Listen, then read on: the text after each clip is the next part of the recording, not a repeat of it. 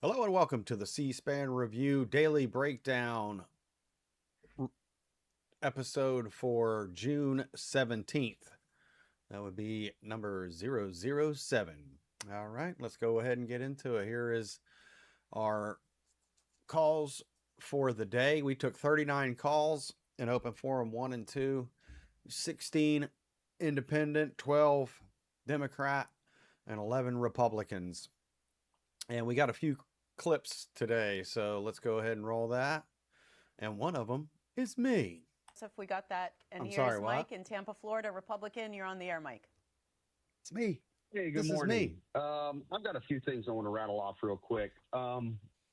Here domestically, I think that the number one story that bothers me and that we haven't heard much about is the UFC terror plot, where they were going to have drones create a distraction and then funnel the mass evacuation into snipers' nests.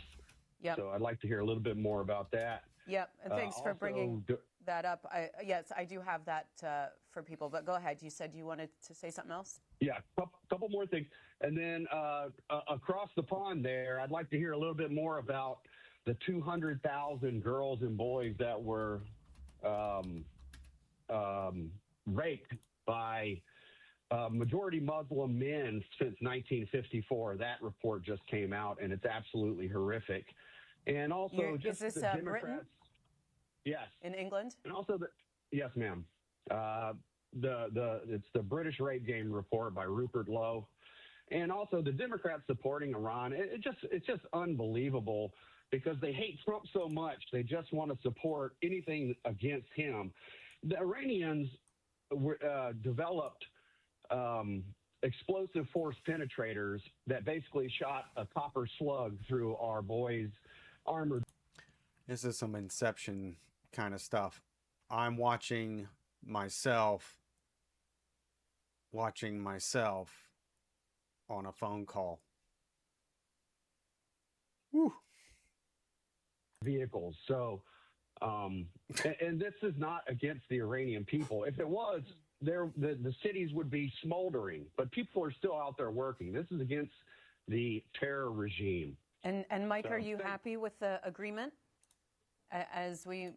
I am happy that Iran is finally facing.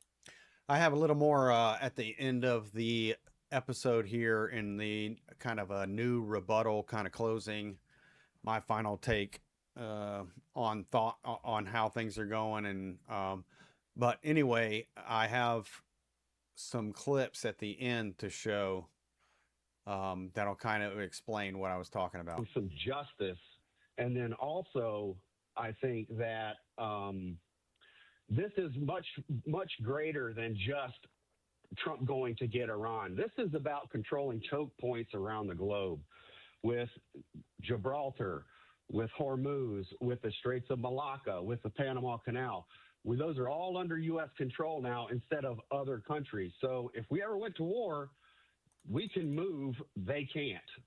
And that's pretty much what it is. This is a 150-year-old wrenching away of the British government, their control over everything. All right. It's really, really deep if you want to get into it, but I know I don't have that much time. Thanks for listening. All right, and here's the front. All right, that was me, folks. That was me. I always complain about I never get in, and here I was going to try to make the example that it took forever to get in. I was the second. 2 rings, they had me in. I was second one on. So that was my call. And maybe in the daily breakdown, we'll go over a little bit more of my call. That's what I was talking about. The points I was trying to make in less than a minute or two. So, all right. Front page of the Washington Enough Times about on me. what Mike said. 5 charge. You're getting your top news story of the day. We'll go to thank you. Thomas, Jonesboro, Tennessee. This is our next caller clip of the day. Republican. Good morning. Good morning. I just have a couple of quick thoughts. I'm a retired Army lieutenant colonel that actually lived in Iran and Israel because my father was an attaché. That doesn't make me more knowledgeable. That gives me some perspective. I think this idea that little old Israel gets whatever it wants is really getting on my final nerve. I'm not interested in the Christian dispensationalists that imagine that if Israel's restored to some pre-borders or the Greater Israel Project, then we'll have the second coming of Christ. I'm Catholic. I'm patriotic. I usually give Israel the benefit of the doubt, but I agree with the previous caller that Israel will absolutely blow up this deal if they can. I'm also displeased with the destruction of anyone, but also the ancient Christian communities in Lebanon. What is this business where Israel has such an untoward influence? And even saying that, I feel like I'm orienting a drone on myself from Israel. I've seen good politicians' career destroyed because they said, what is our relationship with Israel? Well, guess what? I think we're at a point where we're going to redefine our relationship with Israel. I'm not going to get into what happened in Gaza or not, but I think I'm not interested in keeping Netanyahu in power. I'm interested in what's best for the United States, and that's truly American. I'm not interested in supporting another religion or specifically what they're talking. Final point, when you were pulling up news stories and the fellow talked about the history of rape in England, I would have liked to have seen you reference that because I don't think that Islam is especially compatible with Western values. I appreciate so much speaking. Go ahead. Yes, thanks, Thomas, but I wanted to ask you about what you thought about the Iran deal. I think Trump is addicted to the idea of the deal, and anybody that's seen The Apprentice will say, yeah, no kidding. But I think in this particular case, I don't think it's as good as he could have done it. I think he needs to roll in the idea of thank you for asking, air superiority or blockades again. But at some point, Iran is not our equivalent, and the idea that they bested us or we had a war with them, they've only faced our Air Force and our Navy. They've never faced our ground forces. Thanks to the Iran war, which I fought in 3 years, Iraq war rather, that was a Freudian slip. I don't think we're going to do a lot of boots on the ground, but please, everybody that's not military, stop making the statement that no boots on the ground. That's like your little war cry. There's a time to have combat troops on the ground, but there's no longer a time to try to build countries. We never learned the lesson from Vietnam. Thank you so much, everyone. Okay, Thomas, and just Good call, regarding Tom. that report, here's David in Georgia, independent. Oh, crap. But there's David in Georgia, and all right, sorry about that. Struggle streaming. Yeah, that was Tom in Tennessee. He was a retired lieutenant colonel. I thought that guy knows what he's talking about. He was pretty close to center, as far as Republican goes.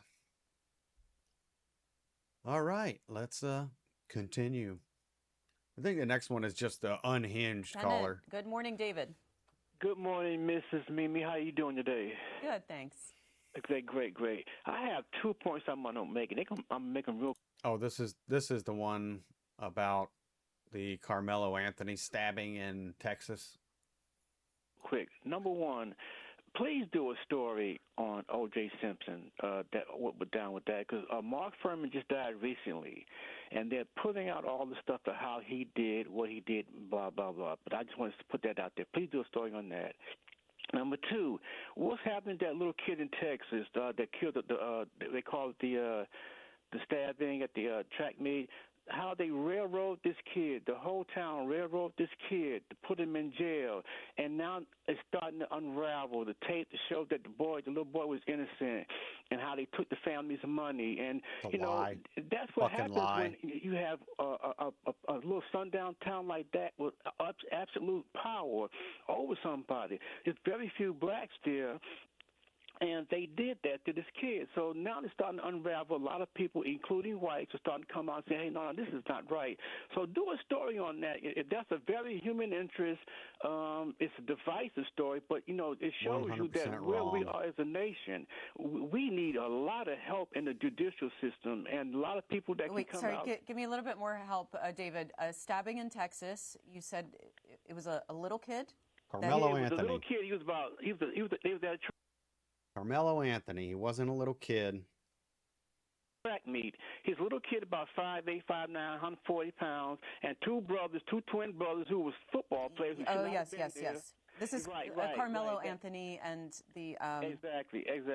And like I said, do a story on that because that's very pivotal because that's going to expose America as a whole that we have a lot of work to do, especially with our judicial system. Thanks a lot, Ms. Mimi. Okay, and we'll try to bring something up if Do there's a lot more with new things on education, that. reading. Dave in Las Vegas, Nevada, Independent Line. Good morning, Dave. Good morning. First of all, I want to say Donald Trump is out of his mind. When he murdered those people in the Caribbean, didn't This is the wacko unhinged Democrat. declare war and killed those survivors. That is murder. When he killed those people in Minnesota, had his goon squad go in and murder those people in Minnesota, he's murdering his own people over a misdemeanor, and all he does is fraud.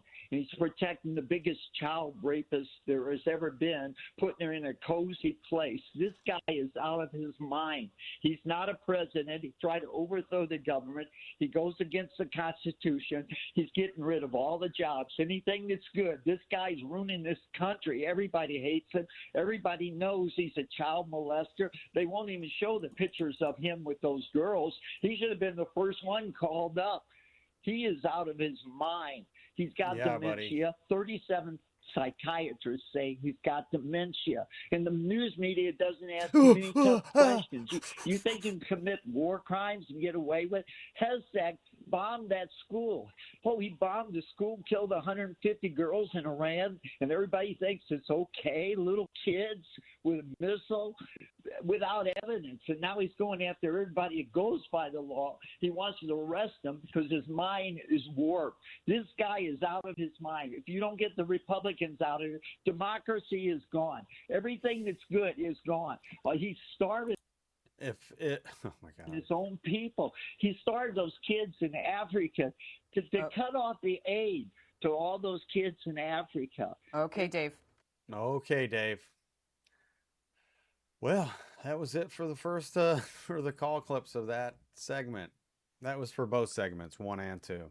On to the sources. All right, the sources used were, well, you can see them on the screen. Pretty balanced there. Use some center sources.